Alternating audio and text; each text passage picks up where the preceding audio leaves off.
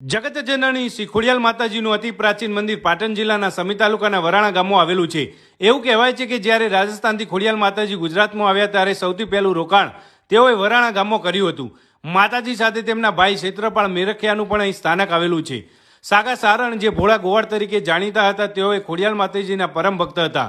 તેઓએ વિક્રમ સંવત 1365માં આઈ વરુડીની હાજરીમાં વરાણામાં આ મંદિર બનાવ્યું હતું। જેમના ઘરે શેર માટીની ખોટ હોય એટલે કે સંતાન પ્રાપ્તિ માટે તેઓ આ ખોડિયાલ માતાજીની માનતા રાખે છે અને આ માનતામાં સવા મણના તલની સાની બનાવીને ચડાવે છે। માત્ર ગુજરાત જ નહીં પણ ગુજરાત બહારથી મોટી સંખ્યામાં લોકો માનતા પૂરી કરવા માટે આવે છે। અહીં ભોયડામાં આવેલા જૂના મંદિરને યથાવત રાખીને તેની ઉપર નવીન મંદિર બાંધવામાં આવ્યું છે। આજે અહીં સુંદર ધર્મશાળા અને ભોજનશાળાની વ્યવસ્થા છે।